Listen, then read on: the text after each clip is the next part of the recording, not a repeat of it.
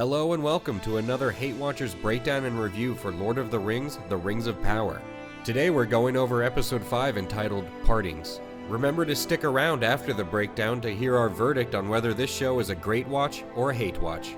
And before we get to the breakdown, please hit that thumbs up, that red subscribe button, and leave a comment on what you think about the Rings of Power so far, as we just passed the halfway point of the first season. Now let's get into the episode breakdown, and of course, spoilers ahead. You've been warned. We pick up with the Harfoots, where we see Nori giving English lessons to the stranger. The Brandyfoots make the weird girl sing for them as they pass through Weed Brook. Oh, what a surprise, these earth-loving hippie hobbits had to make a stop through Weed Brook. The weird girl's singing leads to some kind of Disney musical sequence. You know, if you want to create a show to rival Game of Thrones, you can't have a lighthearted musical segment during travel montages like Mulan. We get a brief cameo of who we assume to be Sauron disguised as Anatar as he investigates the site where the meteor the stranger rode in on crashed. And that's the one and only time we see Anatar in the episode. Adar casually abuses an orc by holding his arm in the sunlight. Apparently, Bronwyn had time to get new boots at Nordstrom during their refuge in this former elven tower. The old guy who tried to recruit Theo to the dark side says everyone should join the dark side, and this divides the people. Moving over to Numenor, we see this magical flying horse. Elendil's son Isildur is eager to join the expedition to Middle-earth. Tits McGee tries to speak to Pharazôn, and this guy just randomly blocks her for no reason. After 3 episodes of trying, Halbrand is finally a blacksmith, truly living up to his destiny. Halbrand has had enough of Galadriel and gives up his claim to the crown just to get rid of her. While trying to pick some fresh waffles from this tree, the Harfoots are attacked by wolves. The stranger goes all Fusro Da on the wolves. But it takes a toll on him. Quickly returning to Numenor, Galadriel finally stops being a Karen, just so she can go back to being a Mary Sue. Hal gives Gal the silent treatment. Pharazôn tells some women in the kitchen to go back even deeper into the kitchen. The now lucid king tells the Queen Regent not to go to Middle-earth, for she will find only darkness there. The stranger uses Blizzard on Nori. It's super effective! During a nice dinner with friends, Durin randomly lies and emotionally manipulates the elves into giving him the dinner table they're eating off of. I should note here that half of the people at this table are women and they aren't allowed to speak during the meal, and then are forced to clean up afterward. Bad look, Amazon. We hear an elven legend about how mythril was formed and how it contains the light of the lost Silmaril, one of the 3 magical gems crafted by elves. Isildur kisses ass and tries to get on to the Middle-earth expedition. After Pharazôn told his son Kemen, "I ain't no elf lover," Kemen sneaks onto one of the 5 expeditionary ships to commit a little sabotage. Trying to stow aboard the ship to Middle-earth rather than earning a spot, Isildur catches Kemen and a struggle ensues over Kemen's lantern. As if anyone couldn't see it coming, the lantern breaks and the ship is engulfed in flame. Isildur saves Kemen, and then they're on the dock and Kemen is like, "Don't touch my leg, bro."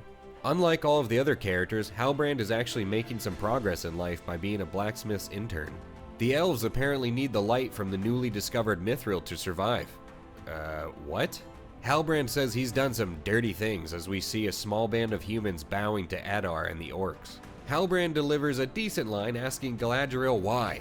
Why must he return to the one place he swore not to? And Galadriel gives this terribly written trash response. Why do you keep fighting? Because I cannot stop. It turns out the humans mistook Adar for Sauron, and it gets awkward. In order to alleviate the tense, awkward mood, the old guy kills a teenager. Arondir talks about how brave he is. Because it took me over 200 years to develop the bravery that's keeping me standing here tonight. Theo shows Arondir this magical butt plug, and Arondir literally just turns around and reveals the exact statue that can answer their questions. It's literally like 10 feet away. Remember my complaint about this world feeling small? Yeah, this isn't helping. Arondir says the hilt is a key, and then just drops the subject and we get no answers. Arondir speaks more in this episode than all of the other 4 combined, and we find out that it was hiding some pretty mediocre acting. After having the strongest will of all her people, Bronwyn just decides to surrender out of completely nowhere. Down below in the valley, we see the orcs moving in to attack the humans sheltering in the elven tower. Woo! Finally, something is gonna happen in this show. Elrond continues to just absolutely abuse his friendship with Durin and admits that he needs the mythril. Durin asks why. Why? The same reason you're risking lives to mine it, dummy. It's valuable. Durin agrees to try and help the elves because he can't recognize the abusive relationship he's in. Halbrand transforms into a warrior and prepares to return to Middle-earth. Isildur straight up ghosts his sister as he leaves Numenor. Doesn't say bye, doesn't even look at her. Galadriel shows up late, of course, and makes everyone stop and watch her enter the ship, and mercifully the episode comes to an end. Finally, some characters are moving. It wouldn't surprise me if they spent 2 more episodes at sea and then another 2 setting up their beachhead camp. Well, we've reached the point in the video where we have to decide if this show is a great watch or a hate watch, and unfortunately, this show has officially fallen into hate watch territory. This show is just fucking boring. We've sat through 5 long episodes now with almost no action whatsoever, and the action we did get was minimal and inconsequential. Sure, I may eat my words next episode, as it looks like there will be a good amount of action against these orcs closing in on the people of the Southlands, but there's no reason we should have to wait 6 episodes for a confrontation on that scale. I mean, if we were watching linear, progressive character development and storyline building, that might excuse pushing off the action until the tension and stakes are built up high enough. But we're not seeing that. Elrond set out to recruit the dwarves to help him build a tower to create the Rings of Power. Kind of important in a show called The Rings of Power. But now he's gotta save his people by digging up some crystals? And the stranger needs to find the star constellation. Okay, let's work toward that goal. But no, now he's just mindlessly following along with the hobbits and singing Disney songs. It's been 5 full episodes and we don't really know either of these characters' place in the larger story. And still, all of the main characters' storylines are entirely disconnected. Arondir and the humans of the Southlands are over here, Elrond and the dwarves are over there, the stranger and the Harfoots are way over on this side, and Galadriel, Halbrand, and the people of Numenor are off on their own island. It at least looks like that last group there is on their way toward the other characters, but if this show keeps up its current pace, they won't run into anyone for another 3 episodes. And we finally get a look at who we have to assume is Sauron disguised as Anatar, and it's over in 4 seconds and he's never revisited.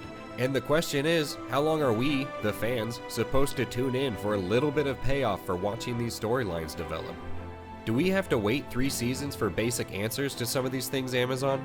Going back to my previous point, the sad thing is that as fans we absolutely will sit patiently and wait 3 years for these storylines to come together for this time spent now to finally be paid off, but you at least need to bribe us with some action in the meantime.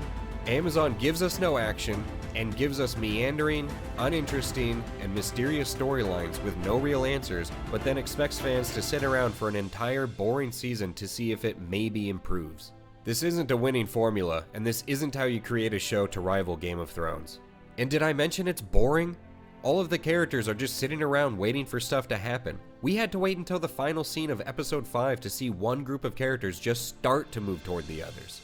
I mean, these storylines are so disconnected, we don't actually have any evidence that all of these events we're seeing are happening at the same time. It wouldn't shock me if they pull the separate timelines trick at this point. It would make more sense than their current writing strategy.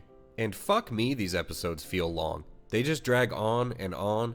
Even the long, epic musical scores struggle to go on long enough to fill out these scenes they're so dragged out. On the positive side, the sets and costumes and visuals are all still stunning. It may be turning into a turd, but it's a polished turd. Also, it's still Lord of the Rings. The show can take a positive turn at any point, and Amazon certainly has the money necessary. But that hasn't done the trick thus far.